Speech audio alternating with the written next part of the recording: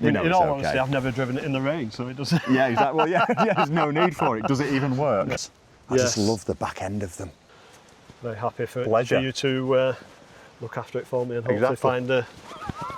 find a new owner. Sorry.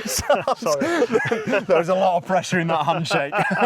Let's take advantage of the fact that there's absolutely nothing on the road near me here and have a bit of second. So second gear, 2,500 revs. How are you feeling? Are you confident? Right now,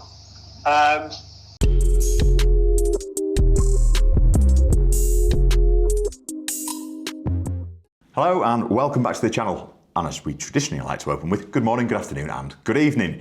Today is a special day. I've been trying to nail on a deal with a returning customer who's also a subscriber, a chap called Simon, who owns a rather special Porsche 911. Now, we've been trying to find a gap in the diary where there is time for us to come over, time for him to be there, and also, crucially, good weather. Now, I've been looking at the weather forecast. It is basically today is going to be dry. The next dry day is a Sunday, which we can't do. And then after that, we're really struggling for a dry day. He doesn't want his car driven in the wet. So what I'm going to do is give him a call, and I just need to double check that the weather is good at his end as well.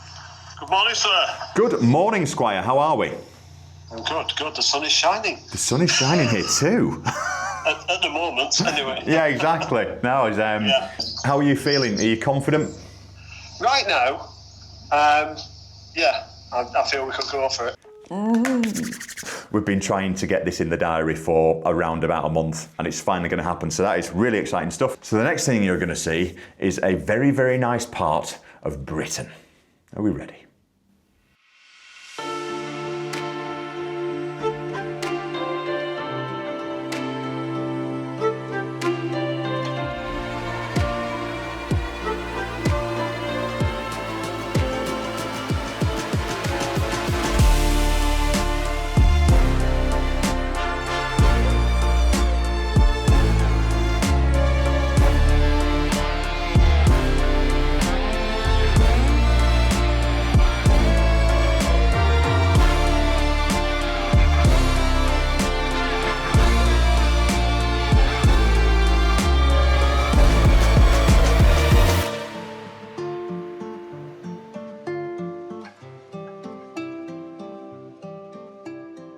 So as you can see by the wonderful introduction prepared by Alex, who's obviously new in but doing very well, we are outside a wonderful hall, Simon's modest pad, that he's invited us to have a look at this wonderful 996 911 Turbo.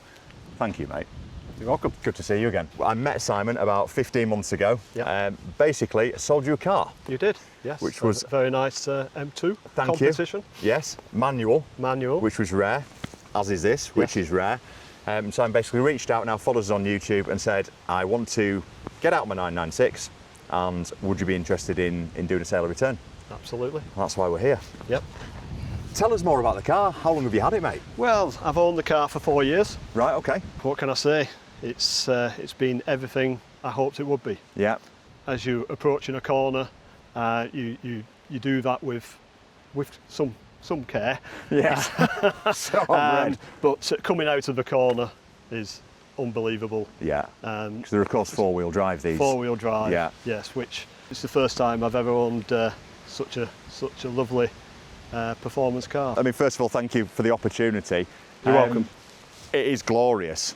I've never driven one, so I've driven plenty of 996s, Carreras, 4Ss, all that sort of stuff, and I've read really good things about this and how they drive, and I'm particularly impressed that it's a manual. Have you driven a tip before? No. Or only a manual? Right. No. It's meant to be the one to have. I specifically wanted a manual version, just for the pure involvement in the drive. Yeah, absolutely. As with the M2 being a manual, it's just... Yeah, so that was the thing. So when Simon bought the M2 from me, we mainly get automatics or DCTs or whatever you want to call it on M2s, and getting a manual was quite rare. Simon was all over it, and so you kind of knew straight away he's a driver's man. You like a driver's car. Absolutely. And I remember you mentioned at the time that you owned this car, and I did have it in the back of my head, I do hope he rings me when it's time to look at it. But I mean, condition looks stunning. Have you had anything done to it paintwork wise, or it looks spot on? No, I haven't personally, but obviously the car is 23 years old. You'd expect something. Maybe in its lifetime it has had some work, but not to my knowledge. It's certainly been done well if it has. I just Yes. love the back end of them. I know. It's that rear, those rear haunches. Haunches is the word. Haunch. I think so. Hips. Hips. She's got hips. Yes. But it's yes. similar to the M2 in that respect, actually. Yes. So yes. it's kind of got a nice chunky bottom. Yes. And to as you're driving, to just gaze into the rear view mirror and see those hips is it's quite something. It's proper, absolutely. It is. So obviously they've got the spoiler that adjusts on it. Is it over 76 miles an hour? I think it is. Over 60. Over 60. Over 60. Right. Okay. Yes. They were meant to be a much better driver's car than the older, like the 993s, because they were all Widowmakers. Yes. But then they moved on to this, which was the first water-cooled one. Yes. And the first one with four-wheel drive. So I think it was probably the first one which was less likely to kill you. Yes. Yeah. It's it. ticked all the boxes for me. Yeah. And someone else will get a lovely car there. I think there's definitely, we were talking about this before in the car parks, we were talking about what the options are for Simon. Does he keep it, stick it in a unit, hold on to it? Because I genuinely think this is the sort of thing that's going to appreciate. Especially with it being first of the water cool, total change in the 911 lineup, etc. Or run it or sell it, but when you actually work it out and you sit down and go, what might it appreciate by? How long do I have to keep it for, and what's the servicing requirements? Sure. You've got to be even more wealthy than you to do it. Yes. Yeah. Do you know much about the spec? Options. Obviously, it's in basalt black. Yeah. And the black leather interior.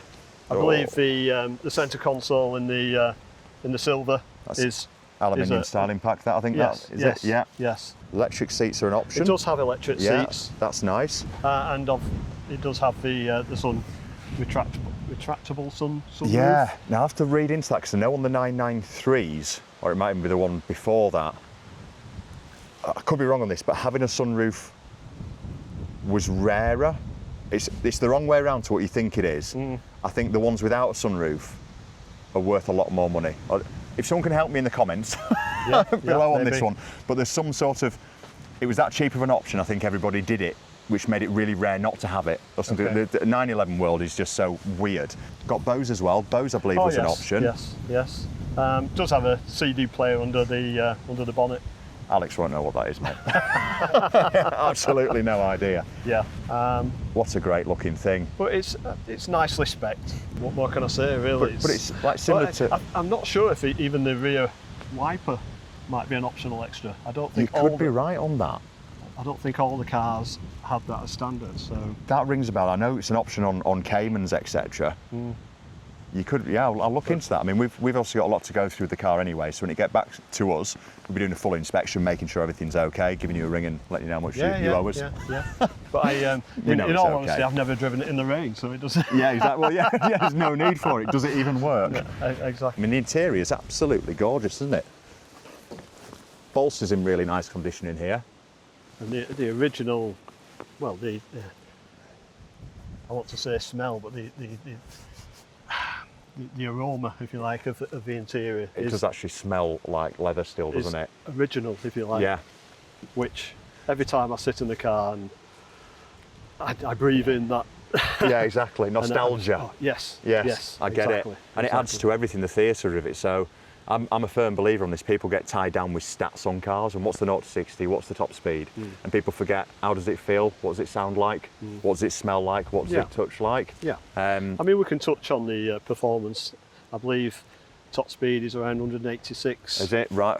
See about that on the way back 0 to 60 in 4.2. Right, okay, yeah. The brake horse is 414. Yeah, okay, brake horse. It's a phenomenal car.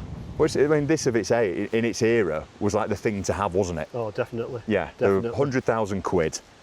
You are killing it on the stock market. You buy yourself a 911 turbo. Absolutely. And it's still the way nowadays, but they're now 200 grand, and everyone does them on finance. Different world. Yes. Different world. Yes. But, it is. No, super. I mean, obviously there's loads of service history that we've talked about anyway, so I'll be kind of running through that when we get back to the unit and kind of going through everything. But one of the main plus points is the Mexico engine. Yes, so I read. Which they say is bomb-proof. Yes, Yeah, so did they use it on the 997 as well? I think they bought it into the next gen. They may have done initially, Yeah. yes. But this is without the IMS bearing as well. Yes. So And ball you score, won't which have went with the that. new, yeah, exactly. You won't have that, So the Carrera 4s and 4Ss, just the Carreras had that IMS issue, didn't they? yes. Yeah, because they didn't have this one. Whereas So, the turbo didn't. So, do you want to know something really boring? yeah. I read this on the way, I'm not going to pretend I know it. So, this engine, 3.6 litre, water cooled, was derived from the 1998 Le Mans winning GT1 car. I think I've heard that before, but You've been on Wikipedia as well. So yeah, Yes, yes. I think this is a proper modern classic. It's a proper piece of art, isn't it? And I think it's going to sit really well in someone's collection, hopefully. But it'd be nice to see someone use it. It'd be nice to go to somebody who appreciates it as much as I have. Exactly. Yeah. And what's the mileage? 29,232 Find another. presently. It'll go up a little bit on the way back. But Yes. no, I mean, thank you very much. I'm going to obviously get it all ready, get it back, get it trade plated up. But again, just I really appreciate the opportunity, Simon. So You're very welcome. Yeah, You're very thank welcome. you. I'm very happy for Pleasure. you to look after it for me and hopefully Exactly. find a new owner. Sorry. There's a lot of pressure in that handshake. I won't get it wrong, mate. Sorted. We're going to get on the road and see what it drives like. And thank you again, mate. You're very welcome. We'll send you the photos as soon as it's back. Excellent. Cheers.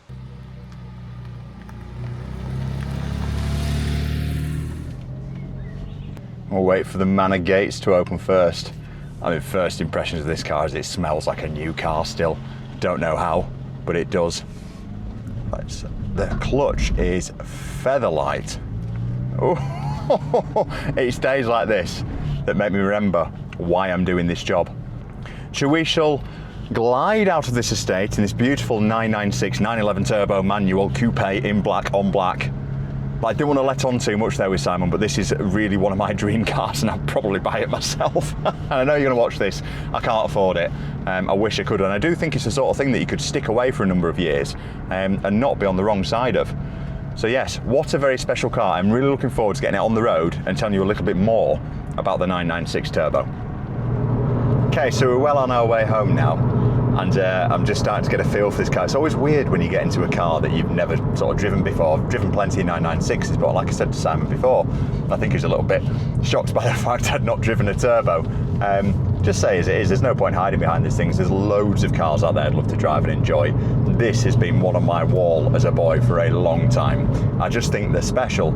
So, I mean, the first thing that I'd have to say about this, first of all, is it's so easy to drive, like genuinely. The clutch is super light, the steering's light, it doesn't feel too heavy.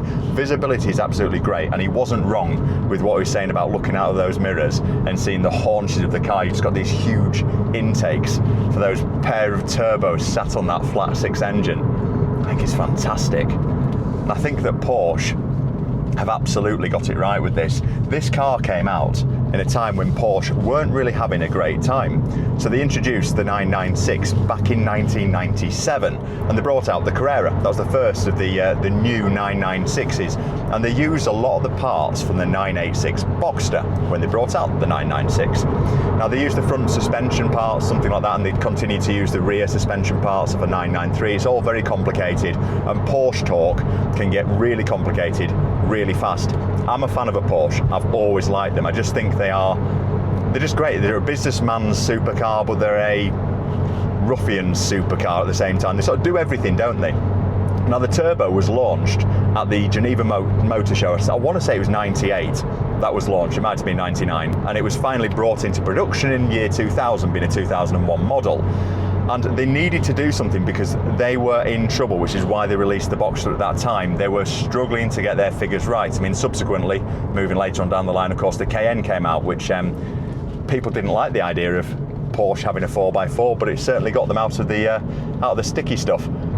There is a little bit of cabin noise in here, which is what you'd expect in a car of this age anyway, but that gearbox feels so nice and tight. I mean, the car's done less than 30,000 miles, you'd expect it to.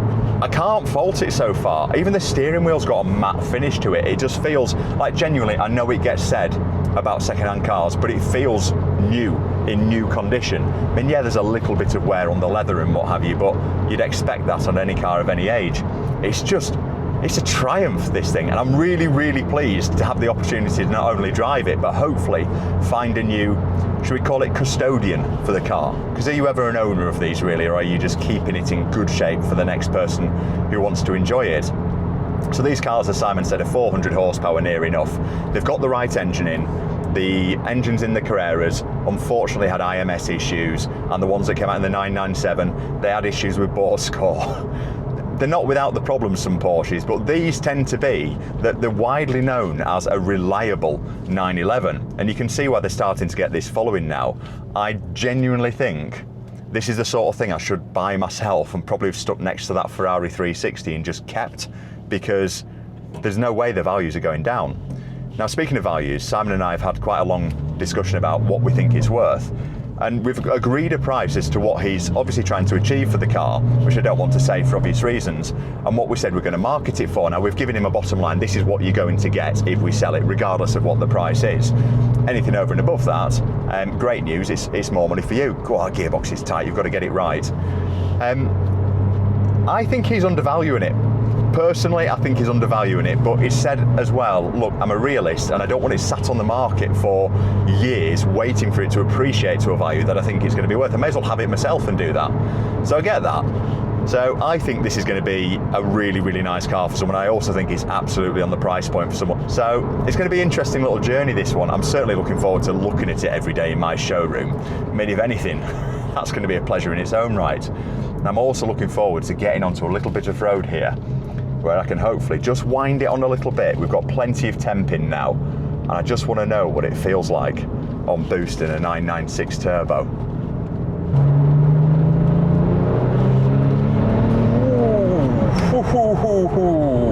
Ooh. That's surprising, and I only got up to about 4,500 revs there. It might have been 5. That's fantastic. I want to do that again. Let's take advantage of the fact that there's absolutely nothing on the road near me here and have a bit of second. So second gear, 2,500 revs. Oh, wow, wow, wow, wow. That'll get you in trouble really quickly. That feels really planted though. It's exactly the sort of feeling you'd expect out of 400 horsepower and something that weighs this much and is four-wheel drive. It feels like it should feel, but it feels really planted in the way that it does it. I've driven some pretty sketchy rear-wheel drive stuff, and it is not pleasant to give it a bootful. That felt really nice and rather addictive. I can see how so many people ended up in so much bother in these cars back in the early noughties. I'm going to switch the camera off now and just enjoy a little bit of alone time in this car, because I suspect with it being sale or return, it's certainly not something I'm going to be taking home, because that's not fair. But I'm looking forward to just enjoying this and having a bit of me time. That's what the job's all about. So I'll be back with you when we get back to the unit for a bit of a summary. Cheers. Needless to say, I very much enjoyed myself there with a bit of privacy with this 911. Just wanted to say again, massive thanks to Simon. Really appreciate it. We've not even washed it, and look at it. Absolutely stunning. Going to get it through the process, get it advertised next week for him.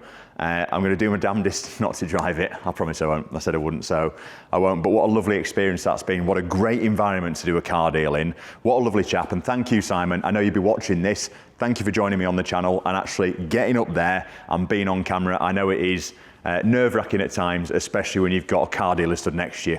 It's kind of like the worst experience anyone could go through, really. So bravo. Cheers, mate. Thanks again for the deal. And yeah, really looking forward to getting this one through the process. I think it's one of the rarest cars I've had in a manual 911 turbo of this year. It's just hard to find anyway, let alone in this condition. So yeah, super pleased. Hope you enjoyed that. Hope you enjoyed experiencing that first drive with me as well. Plenty more stuff coming along, including this particular problem that is coming behind that 911. That came in part exchange. And if you've not already seen this video, this is the RS6 that nobody wanted. It's probably worth a watch, that one. It's here, isn't it? Anyway, thanks for tuning in. Really appreciate it. Subscribe if you want to do. Buy a ticket for the TT raffle if you want to do. And I will see you on the next one. Cheers.